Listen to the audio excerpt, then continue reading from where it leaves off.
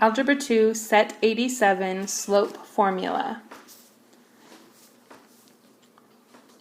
Okay, so just a review about slope. Slope is the change in y over the change in x. And this triangle y and triangle x, that's what that means. It's actually delta y over delta x, which means change. So change in y over change in x. So if I have 2 points, negative 3, 4, and 5, negative 1, the first thing I'm going to do, or that I can do, is graph them, draw the triangle, and I have negative 3, 4, and 5, negative 1. My first job is to figure out the change in y. So when I'm looking at the y-axis, I'm using 4 and negative 1. And what I'm finding is how it changes. How does it change from 4 to negative 1? Or from negative 1 to 4? What's that distance? And I can see that the distance there is 5. So that part of my equation is 5. Now I'm going to look at the x's. We're looking from negative 3 to 5 or 5 to negative 3. And we can see that that distance between those two is 8. So the next thing we need to look at is direction. Change in y is 5, change in x is 8. Now what about direction? So we can see that from our starting point, if we start at negative 3, 4, our rise is negative. So it's negative 5, and then our run is positive. So it's positive 8. So negative 5 over 8, our slope becomes negative 5/8. Now we're going to look at our y's. If I wanted to talk about the change in y, the other way that I can talk about it is 4 minus negative 1. If I do 4 minus negative 1, I get 5.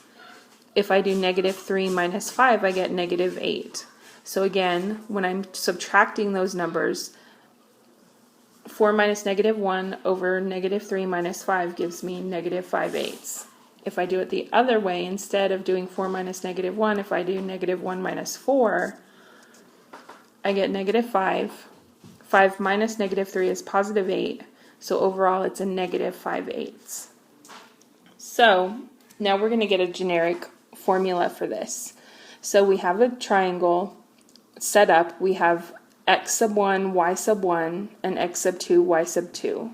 In order to find the change in y over the change in x, which is what we're looking for m, we need to do y sub 1 minus y sub 2 over x sub 1 minus x sub 2. We could also do y sub 2 minus y sub 1 over x sub 2 minus x sub 1. So the order doesn't matter. I could start here and then subtract x sub 1, y sub 1, or I can do x sub 1, y sub 1, subtract x sub 2, y sub 2.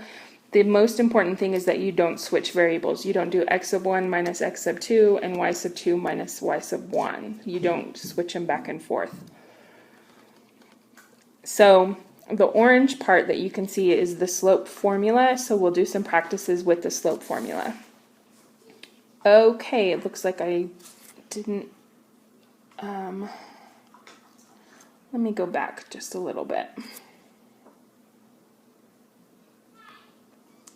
Okay, so find the slope through, find the slope of the line that goes through 2, negative 5, and negative 3, 7. Now, we're using the formula, we're not graphing. Oh, I see what I'm doing. Sorry, let me keep going here. So we're not graphing, so we're going to use the formula. We're going to use our 2 points, 2, negative 5, and negative 3, 7. Label our x sub 1, y sub 1, and x sub 2, y sub 2. And now we'll use our formula.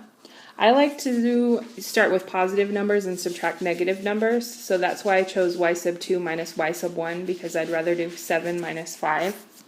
But you could do it either way. So 7 minus negative 5 over negative 3 minus 2 becomes 12 over negative 5. So our slope is 12 over negative 5. Now if I did it the other way, negative 5 minus 7 over 2 minus negative 3, I would get negative 12 over positive 5. It's the same thing. You don't have to do both ways every time. You just have to pick one. So here's another example. Find the slope of the line through negative 5, 100 and negative 33, 57. So label your x sub 1, y sub 1, and your x sub 2, y sub 2. Use your formula. So we get 100 minus 57 over negative 5 minus negative 33. 100 minus 57 is 43. Negative 5 plus 33 is 28, and that's your answer.